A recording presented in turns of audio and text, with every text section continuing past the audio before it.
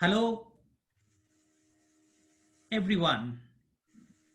Welcome to this monthly webinar session of Technology-Enabled Learning Community of Practice. I'm Sanjay Mishra, Education Specialist at Commonwealth of Learning.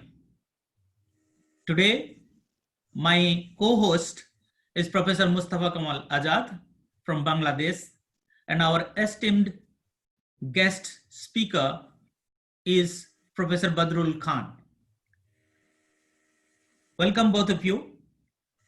On behalf of Commonwealth of Learning and the community of practice of technology-enabled learning, I welcome each one of you to this webinar session. Just to put some protocols on place, the session is currently being recorded. Those of you who are concerned about security issues and other things, I would suggest to use your own discretion to put your video and chat use during the session appropriately. We will take some questions depending on the availability of time at the end, and at that time we will request you to use the hand facility on the Zoom. In the meanwhile, please don't forget to type your comments and questions on the chat room, and my co-host Professor Mustafa will review those things, and we'll take those questions first in the beginning before allowing others to ask questions directly to Professor Khan. I am sure the today's topic is of very interest of most of you. This is about micro-learning, and we are all looking forward to the presentation from Professor Khan. But meanwhile, I will request Professor Mustafa to give a small introduction to the session and introduce the guest briefly. Professor Mustafa, over to you. Thank you very much, Dr. Sanjay, for this very brief and nice introduction. Dear friends and colleagues, this is Professor Mustafa from Bangladesh Open University. I am the coordinator of TELCOP webinar series.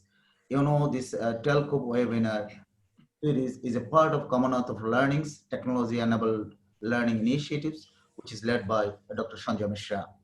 The focus of this webinar series is the continuing professional development of the academics, researchers, developers involved in technology-enabled learning, OER, and open and distance learning. We are happy that today we got a very distinguished guest, Dr. Badrul Huda Khan.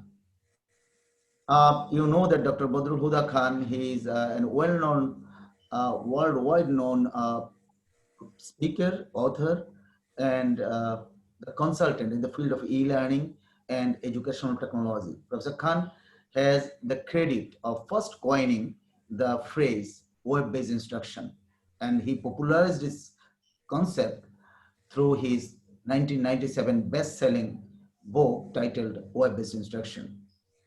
In his career, he received a lot of international and national awards, both in USA and abroad.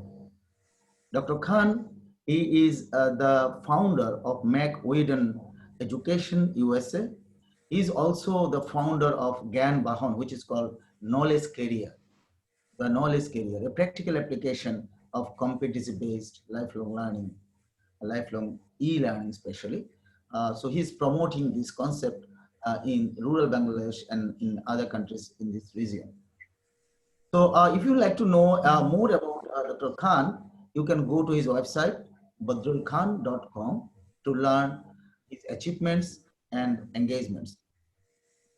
So with these few words, I would like to turn this session on to Dr. Khan. And Dr. Khan, as you know that you have to present your slides, and then there is a question answer session. So please try to complete your presentation by 30 to 40 minutes so that we have some question answer sessions so that we can take some questions from the audience. With this, it is my pleasure to turn this session over to Dr. Khan. Please, you may proceed with your presentation. Thank you very much. First of all, can you all hear me okay? Can you hear me? Yes. Alrighty. Well, first of all, let me thank Commonwealth of Learning for organizing this webinar. And I especially like to thank Dr. Sanjay Mishra and Professor Azad for organizing this webinar. And we are in a very difficult times in our life. But globally, worldwide, this coronavirus pandemic kept our children locked down at home. The schools and colleges, their physical classrooms are closed. And I feel sorry for the whole world. It's like it stopped all in a sudden with this dangerous virus. So I hope and pray that you all should stay safe and stay healthy. And I know I probably have participants from different parts of the world. So I would say greetings instead of saying good morning, good afternoon, or good evening. I would say greetings to all of you, those of you who are joining us here. So let me tell you, I have been in the field of e-learning, since 1995. And I have the credit of first, there is a book in here.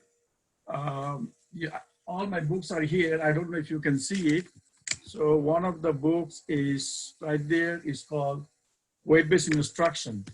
So I'm in my home right now. So like all of you, we are home. So many of you are doing online education. This is good. But recently, Dr. Ramesh Sharma from India, he posted a note on the Facebook. He was a little bit upset that some people are duplicating face-to-face classes into online. So he said, stop it. Stop it. And I would say the same thing. We need to stop just converting face-to-face class materials for the online learning. For online learning, the learners are not with you. They're somewhere else. You don't see them, but you have to learn how to connect with them. So their learning can be uninterrupted and meaningful. For that particular reason, I have this stop. I have a model or framework called stop sign framework, means stop and think. What would be a learner taking a course completely online? What are the important issues that we need to pay attention to so that they can learn meaningfully? With that in mind, today's topic will be with this framework. It's known as Khan's e-learning framework. So stop and think so we can create meaningful learning. So having said that, I will describe microlearning in a video. Then we'll talk about the framework. And then this is the agenda that I have for today. First one is we're going to talk about what is microlearning, and then we'll have a framework for microlearning, and then a course on microlearning that I am working on, that some of you will be interested to take it. And this course will be, taught and designed by several scholars in microlearning. So having said that, now let me introduce microlearning to you with a video.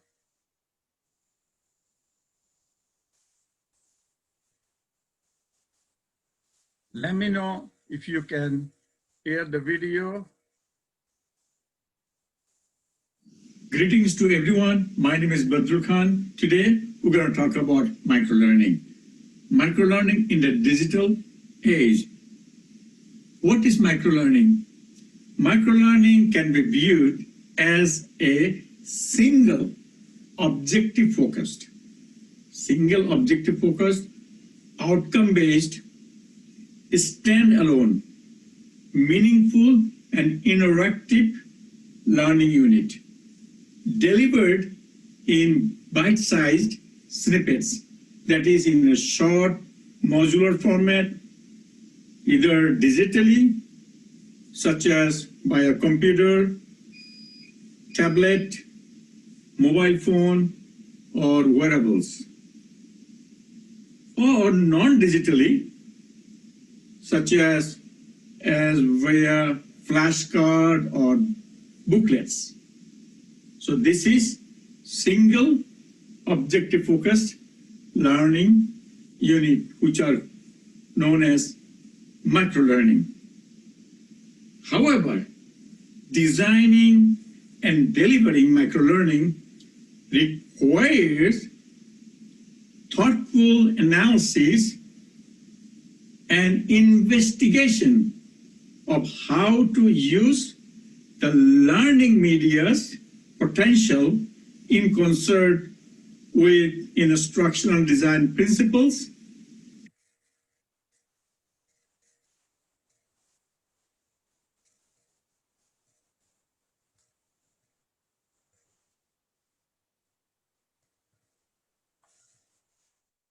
So let me go back to that.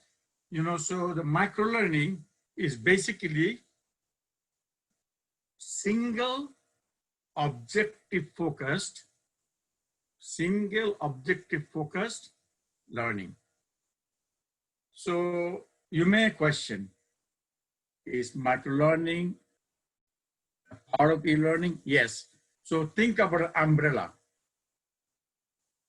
umbrella. What is the goal of the umbrella? The goal of the umbrella is to protect you from rain or sunshine or sun. So each spoke of the umbrella, you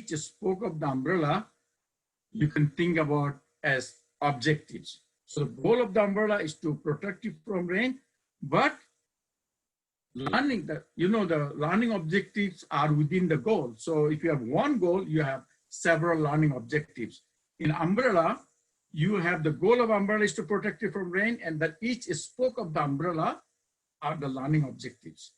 So each objective of that umbrella could be a microlearning. For example, in my microlearning course, what is the goal of my microlearning course that I'm going to offer? Is to how to design a microlearning course. So first spoke of that course, first objective would be define microlearning, then components of microlearning, then activities of the microlearning, and then go on a design principle of microlearning. So you need to have a very clear views of what is the goal of your course, and then identify all required objectives for that course. I lived in Chicago, very windy city.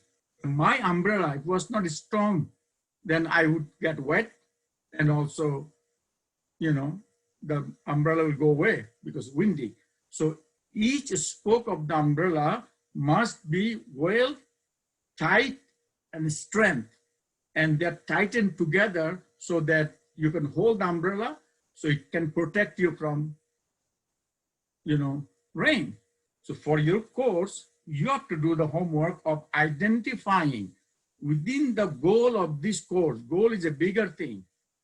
Learning objectives are within the goal. So one objective can have multiple learning objectives.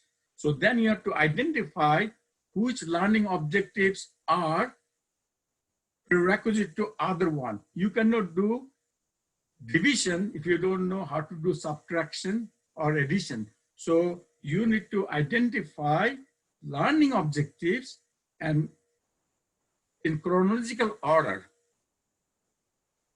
For each learning objectives, you can create a micro-learning unit. Now, with the coronavirus, we are all hurrying to create our courses. But if you have thought about the learning course as a smaller snippet, means simple, simple, simple. Meaning that if you have identified right objectives for your course, and then start creating learning snippet, a smaller learning unit for that particular objective. Maybe a PowerPoint presentation on an objective, maybe some authoring tool for something.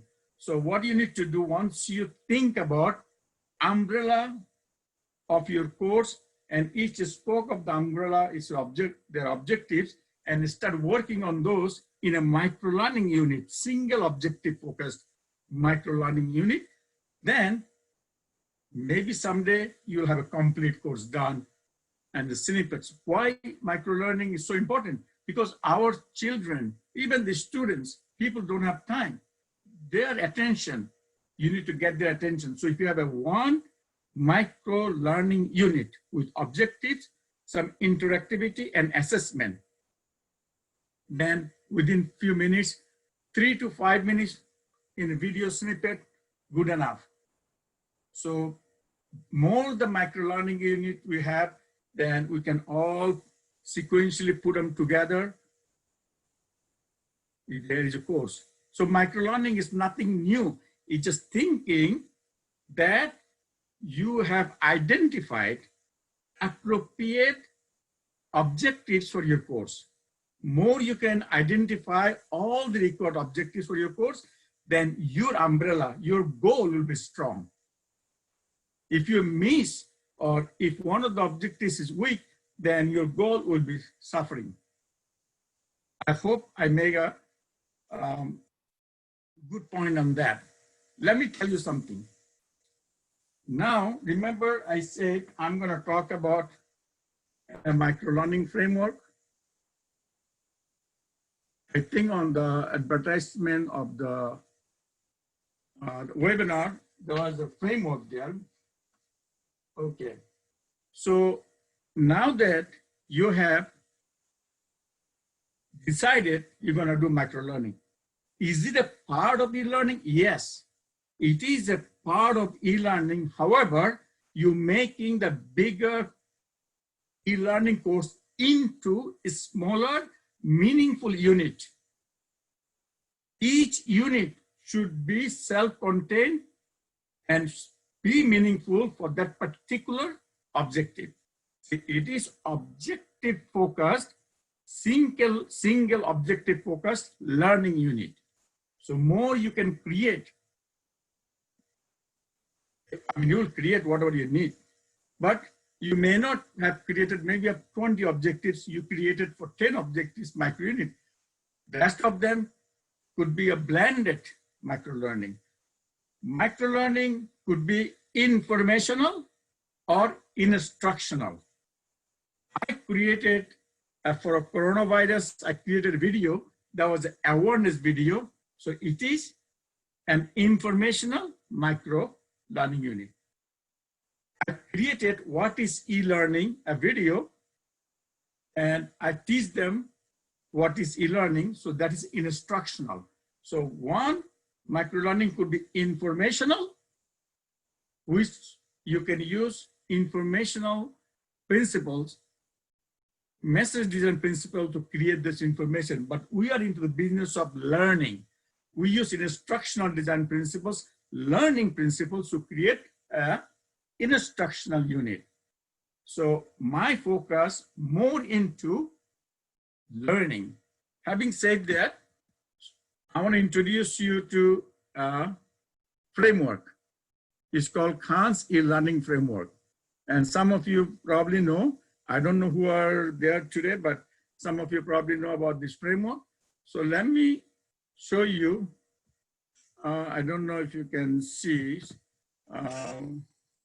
There are books that been, these are the books.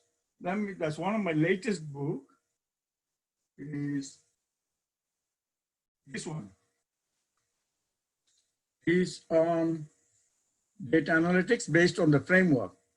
So I'm working on a brand new book on microlearning. So for the design of microlearning, you need to have put the learner at the center and then start creating a learning environment by focusing on, first of all, is called pedagogical.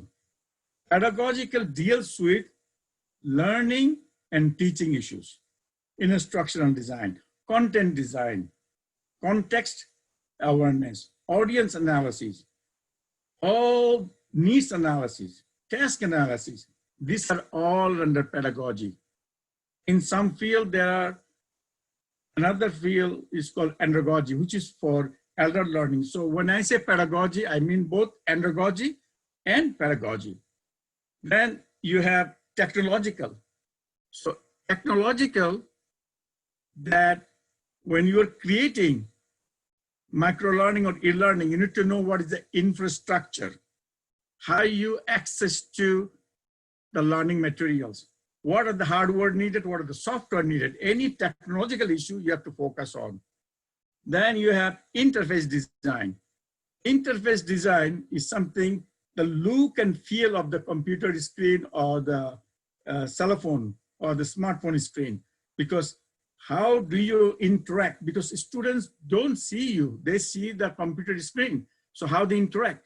For example, I grew up in Bangladesh, thumbs up sign used to be like green banana, I don't know what it meant. Okay, I was playing cricket, somebody bowled me out, so kids will laugh at me and they said like this. But this is, that's what used to be, that, you know, more like a derogatory. But in the Western world, it means you did good. So it's a cross-cultural thing that one has to think about in interface design, what kind of sign and symbol you're using. Then comes to evaluation. Evaluation deals with assessment of learners and evaluation of instructor and all other people who are involved in creating these online courses. That means learning environment. Then the issues have management. Management issues, when you're teaching face-to-face classes, we come to the classroom with our notebook and we have a smart board or board, we start writing on it. So our management is like carrying our notebooks, but online education, for example, you may use my homepage link and students will go there to read an article, but I'm not maintaining it anymore. So they get the dead links. So that's not good. They would not like to see that. So management of online materials is so important. You have to update it, unlike in the classroom. Then comes the resource support. You see, resource support, that includes technical support, counseling support, administrative support, registration support, all these things. If you do not have a technical support 24/7, your learning management system sometimes may not be accessible. So who they're gonna call? The students who are in the remote side, they don't know that who is doing what. All they wanted to know, they send an email, they get a reply. Same thing, you need to have technical support 24/7, means 24 hours, 7 days a week. That is, you need to think about it in the research support. Ethical issue. ethical is so important. Ethical consideration, you have geographical diversity, meaning that I am in the United States of 6 time zones. If I'm teaching a course here in Washington, DC, 8 in the morning, it will be about 4 in the morning in Hawaii. So I should not do the synchronized chat discussion on that, because geographical diversity, that's an ethical consideration. Then legal issues. Then you have a copyright issues, intellectual property. These are all ethical consideration.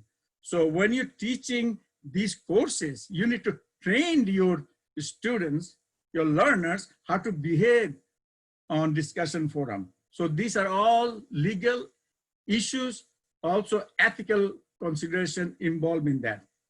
Then you see something called institutional. That deals with academic, administrative, student services, meaning that students who are taking online courses, they should get all same kind of support services that one would get in the face-to-face brick and mortar universities, because they are paying and they expect that. So what I try to do, how do I get this framework done?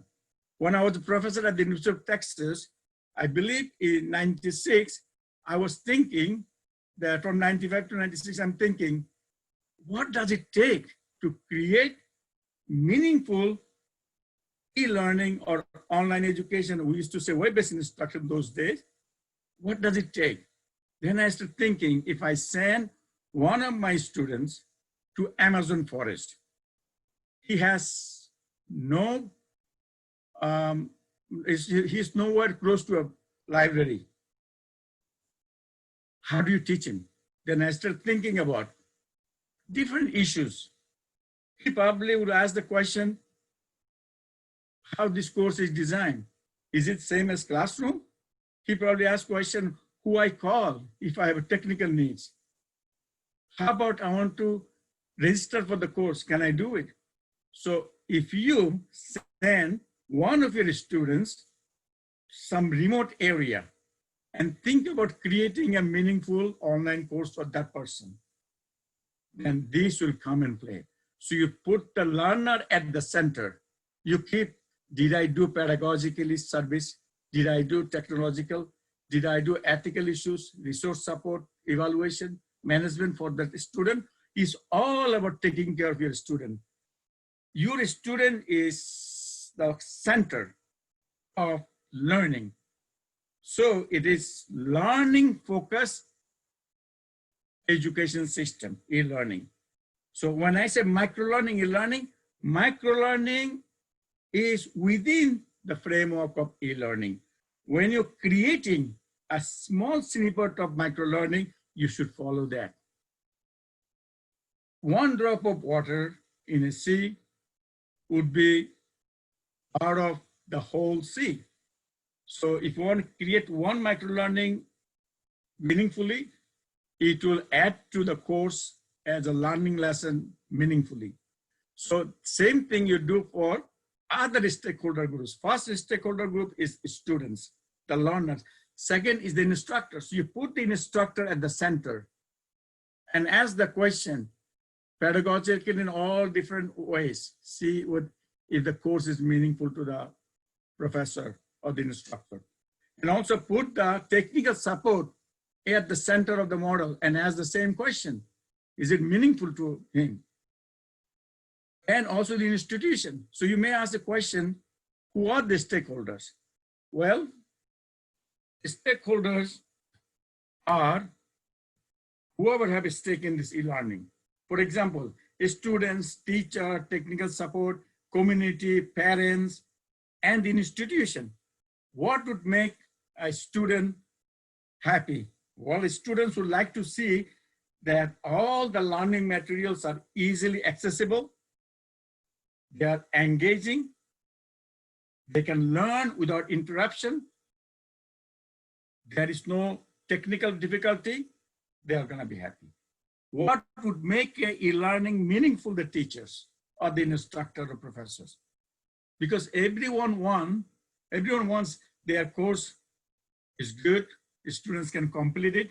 If students can complete the course, low dropout, high retention, they are happy.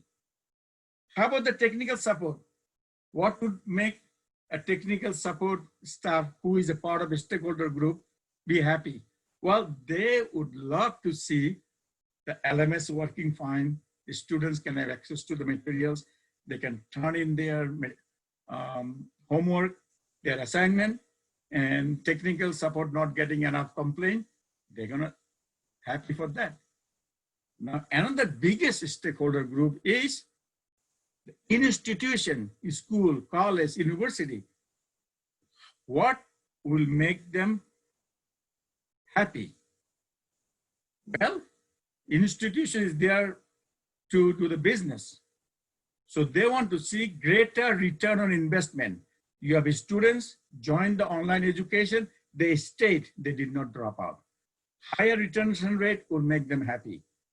So I am almost end to my presentation. However, let me tell you something. I wanted to show some of the videos, but my video all of a sudden stopped.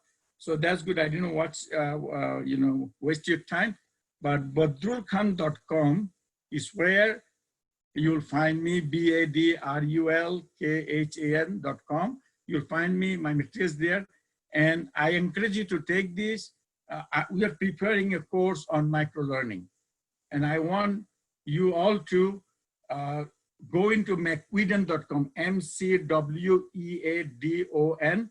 McWeedon is this one, McWeedon. mcweedon.com,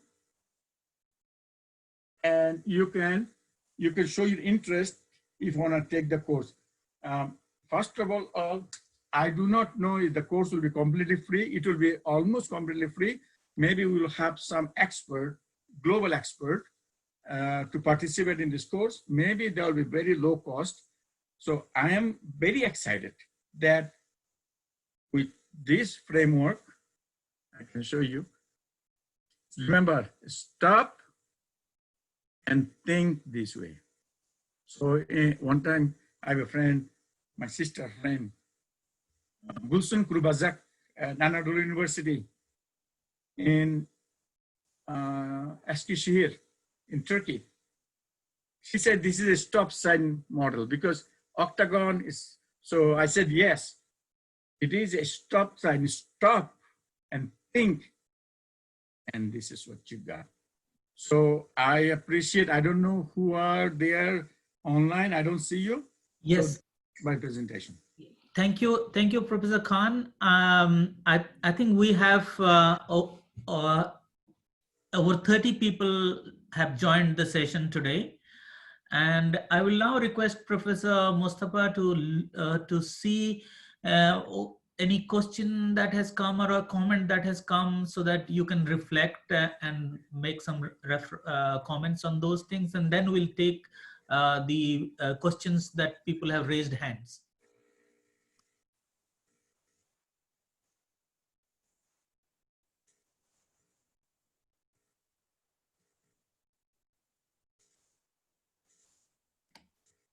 Professor Mustafa? Okay, I see there's a forever from, I think she's from Sweden. She sent this, she's still on the, as a participant, or send the question? Professor Mustafa, your mic is off. Mine? Okay. Professor Mustafa, your mic is off. Okay, yeah, thanks. Dr. Badrul Khan, actually, she's from Sweden, you know that. So she Yes, is now in this early time just to listen to you. She's still just listening to you. It's live. Good, good. Okay, let me tell you. One is, Yeah. so that's why I'm not. So Okay, that's good, that's good. I can see that. Or her question about the microlearning and OER. First of all, I'm planning to do a book on OER, and I invited Dr. Sanjay Misro and Dr. Bornali to be part of it. To me, open education resources, it is a learning unit. It has to be designed meaningfully using the same approach. using the same approach. So when she says microlearning OER, definitely every OER unit that is for learning purposes. Open education resources is a learning unit, and they have to design meaningfully. There's another question came that I need to see the question. Okay, another question is, I can read it. Someday. Yeah, so it is from Ajay Surana. I can He see the said, question. yeah, it's a comment, kind of comment. He said, I thought it will be matter uh, of the length of the objective and time required for learning a particular objective of bunch of activities for a particular objective. So he is talking about the time frame. Well, if a microlearning should be 3 to 5 minutes, but in some cases it may take longer depending on what kind of learning. You have a verbal information, you have cognitive skill, you have a psychomotor skill, depending on that, but make it single objective focus. Some objectives may require more than 5 minutes, but usually microlearning should be 3 to 5 minutes so that people don't get bored. They has to be very interactive, very engaging and motivational. So they can look at it, they will learn from it, there will be objective, there will be engaging learning activities, and at the end of this, they will be able to do it when they go home. So another question from, yes. So from Jayanta from Fiji. The question is, a small PowerPoint video placed in LMS can be a snippet? Definitely, because it should be device independent, device agnostic learning. So even a flashcard, like I said, digitally, non-digitally in the definition when I said. So, okay, I'm writing a book actually with two of my former colleagues. The book coming from Radless called Microlearning Design. So, that's why I define the microlearning as a single objective focus. Yes, if you create a PowerPoint program based on one specific objective, if you can make it interactive, engaging, and also ways to assess what was the objective focus reference items, so that there is a objectives, there is a lesson, and there is assessment, then it is a microlearning unit.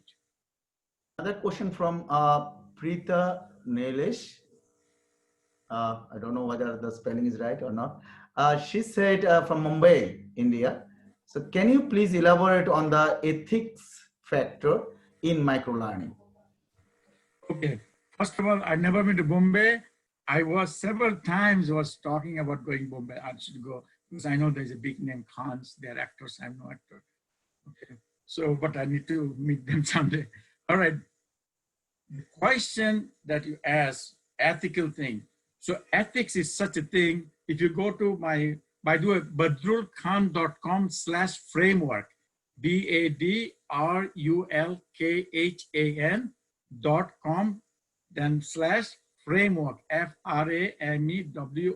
framework.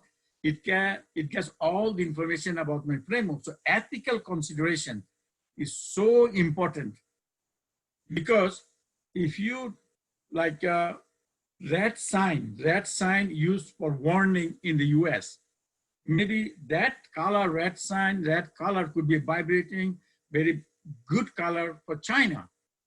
So you need to see the cross-cultural communication. You have to have this ethical consideration. Suppose you are in India, it's probably 8 in the morning there or 8:30 in the morning, and here is 11, almost close to 11. So if you're teaching me something online at that time and I'm your student, because I should be going to sleep, so that is called geographical diversity. So you need to have to be ethical. I cannot do it because you have to know your learners, where they are. So that's a geographical diversity. And our ethical issue consideration, cheating. When you give an exam, how do you know people are not, the plagiarism is an important issue. So you need to make sure that if you get multiple choice questions, proof of solutions, there is a chances that one can share with others.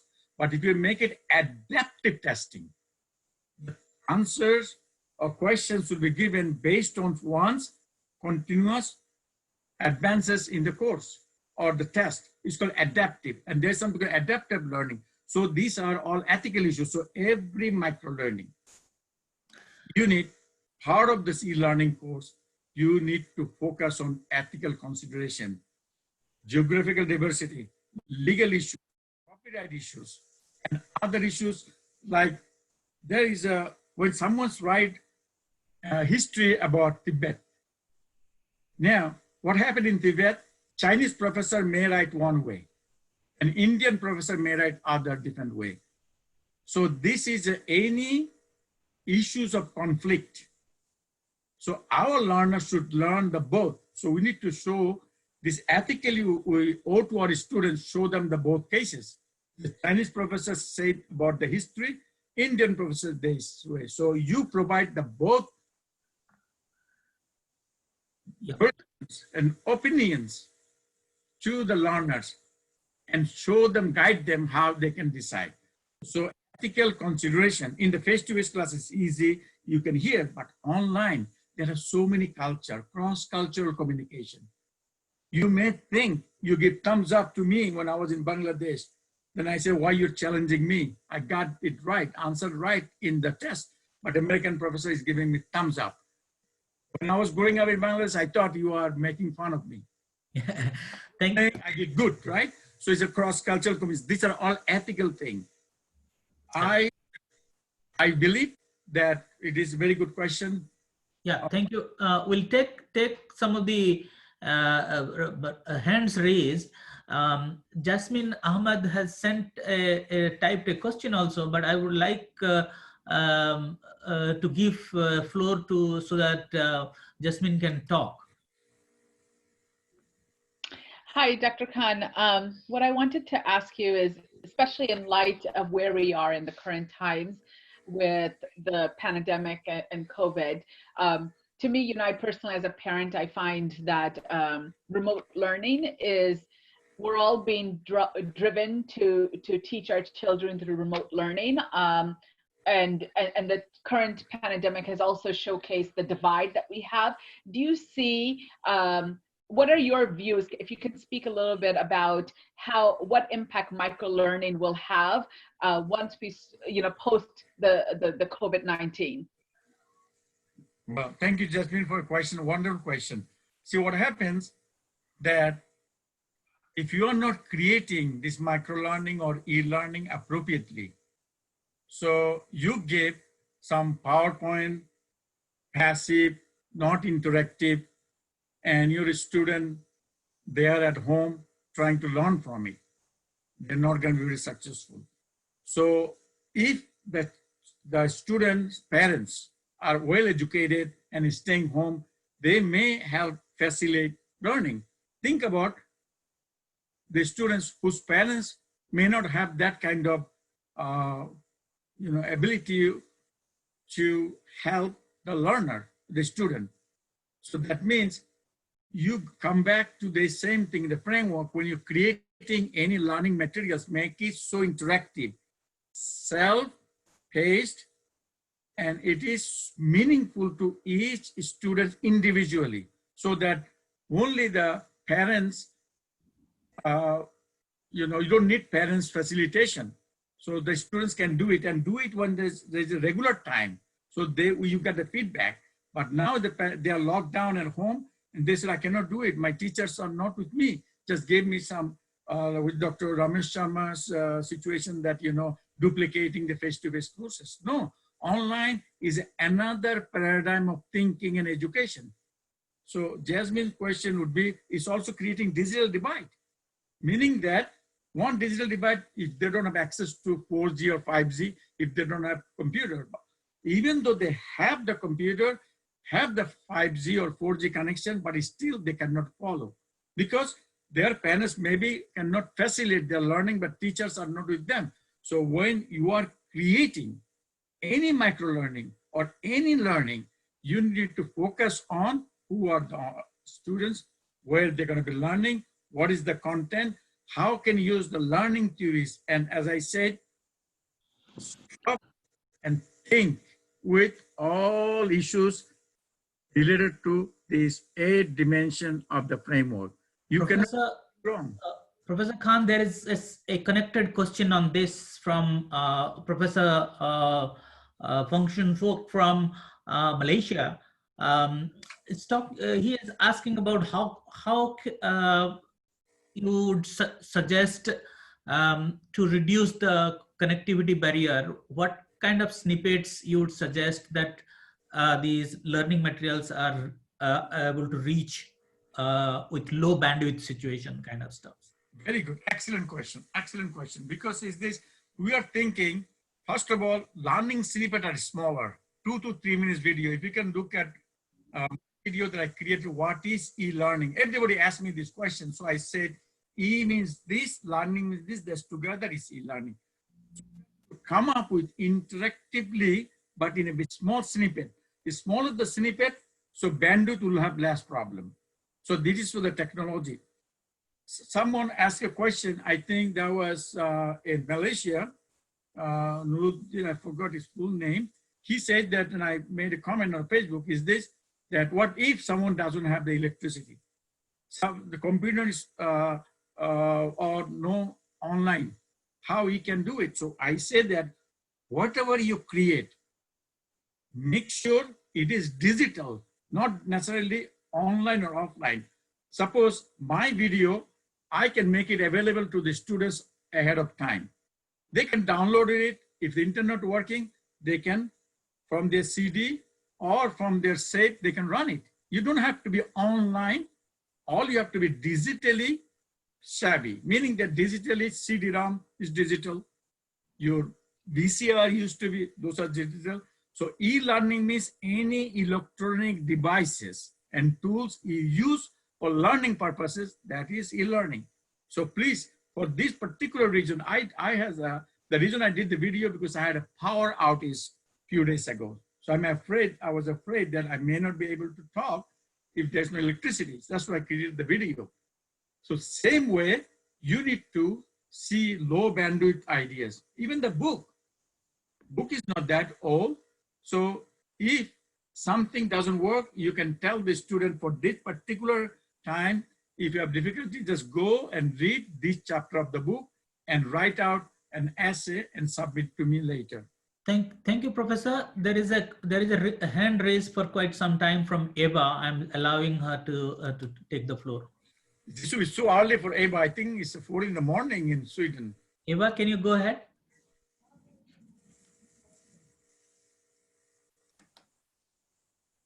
She might be falling asleep now. Good morning. Can you hear me? Good morning. Good morning. Yes, it's early in the morning. Thank you very much for your inspiring talk, Professor Khan. I raised a question in the chat about, do you have any research from the students' perspectives taking microlearning courses? Well, first of all, microlearning, research means microlearning is a part of e-learning. It just snippetizes it. I wrote an article in 2007, Learning Snippets. So what I talked about there, first of all, you have to see, is it instructional or it is informational? We dealt with instructional. So if you follow instructional design principle, learning theories, and follow this octagonal framework, you can create this learning very engaging. I had students, when I created what is e-learning, if you look at YouTube, it was so simple.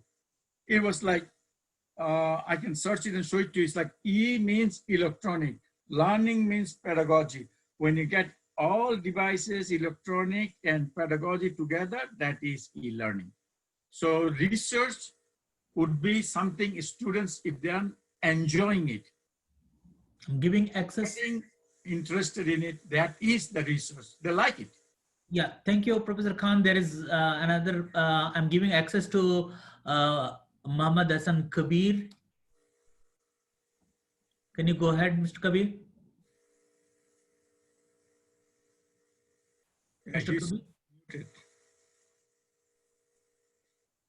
Mr. Kabir, are you there? He's there, but his mic seems mute. I'm requesting now Preeta Singh to. Hello.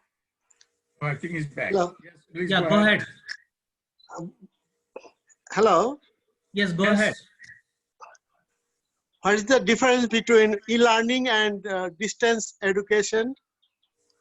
Okay, this is a very common thing. Anything you learn at a distance is distance education.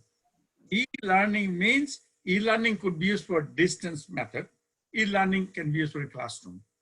Any electronic devices you use to create a learning materials, whether you at a distance or in a classroom, it is e-learning. But distance means you at a distance. You are not with a teacher or an instructor with you.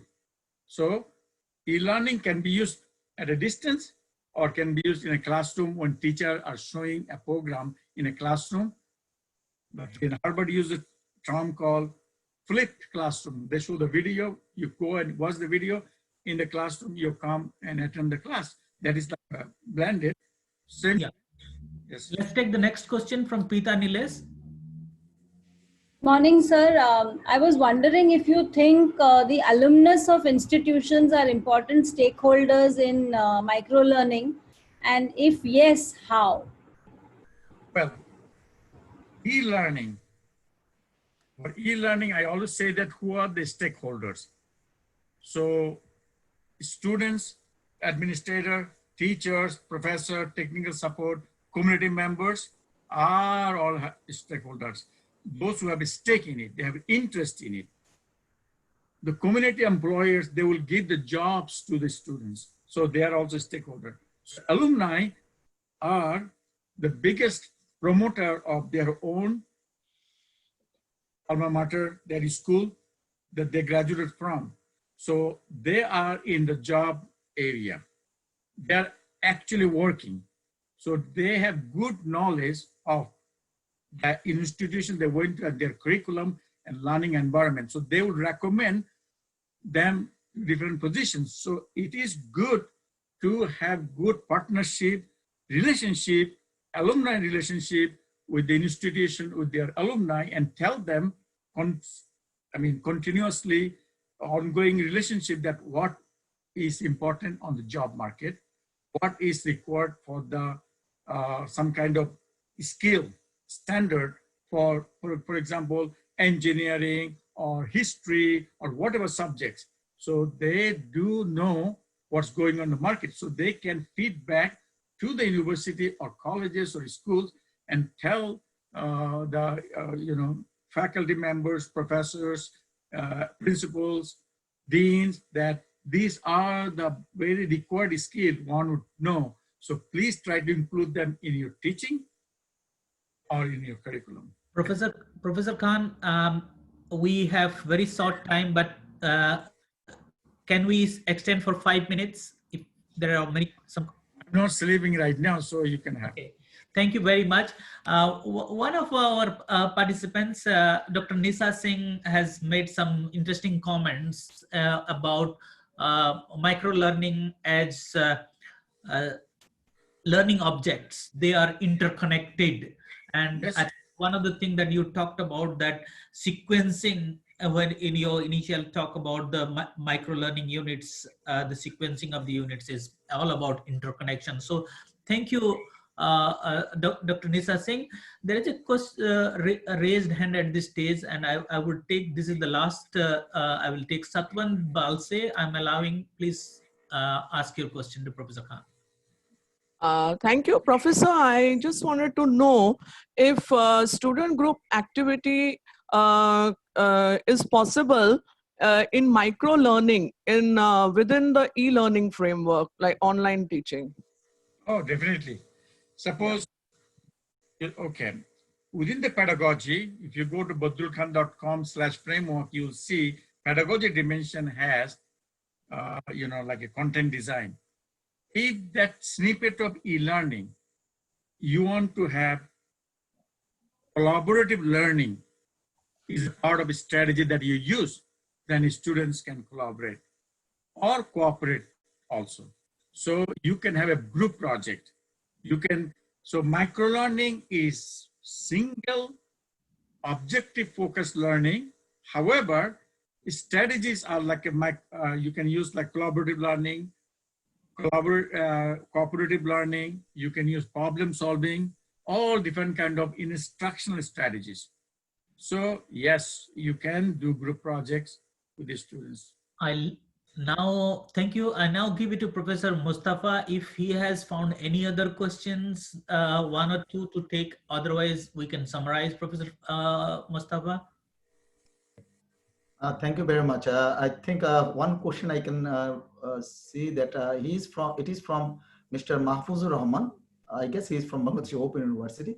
He said, can we get some examples of skills that can be gained through microlearning? Specific examples, or it can be used anywhere? Yeah, it can be used anywhere. For example, that you can think about any example, what you need. So, but you need to think about the paradigm shift of the human beings.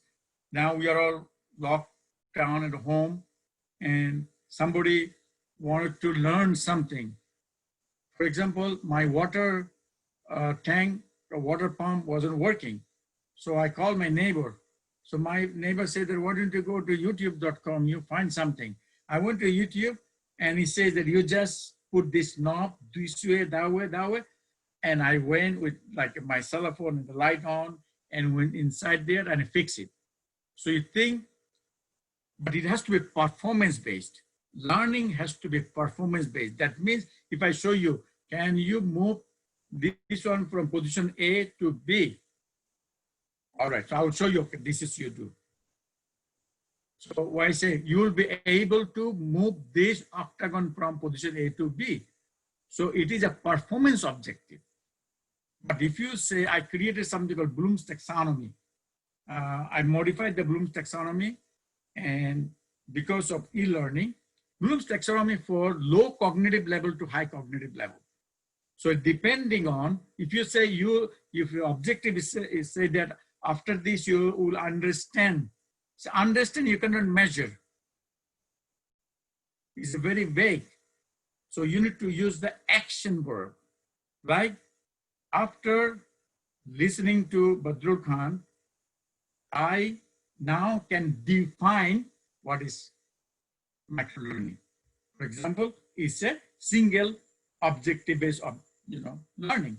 So you have to make sure all of your objectives are using action verb and performance-based, but don't use something like you'll be able to understand the lifestyle. How do you measure that? But if you say that, given the map of the United States, identify the state capital of Georgia, that is performance-based. If you say that, after looking into this map, do you understand why Georgia even exists or something? But there is no way you should use, understand is an action verb for sure. How do you measure it? So you have to be measurable, performance-based objective you have to create for microlearning. Because you want to, microlearning must have an objective, focus. Then you do interactive teaching. Then you have to assess, do the evaluation. Thank you very much, Dr. Khan. We covered a lot of questions. So maybe if there is any other question, so we can respond, or you can respond through email or some other means. So thank you very much for being here. And one thing I would like to mention here for the participants that Dr. Khan is from Bangladesh, the country I also belong to. So he's a proud son of this land. So thank you for being with us. And now it is, I'm turning the session to Dr. Sanjay to. Thank you, Professor Mustafa, for taking note of the webinar chart and facilitating this session as a co-host. And I think we'll be failing in our duty if we do not express our deep sense of gratitude to Professor Badrul Khan. It's already 11 p.m. at night for him. And thank you, Professor Khan, for the excellent presentation. The way you explain basic concepts, it makes things much clearer for every one of us. I'm sure participants have benefited through this presentation, and we really could ask you several of the questions that came on. Our apologies that if we have missed some of the questions and have not taken some of the questions that came out because of time paucity, but nevertheless, a big thanks from my side on behalf of the Commonwealth of Learning and from the speaker and the co-host to all of you who have taken your time to join this session. I just want to say that I could note people from Sri Lanka, India, Kiribati, USA, Mauritius, Guyana, Fiji, and Malaysia and this today's session. So thank you, each one of you, for joining us in today's session.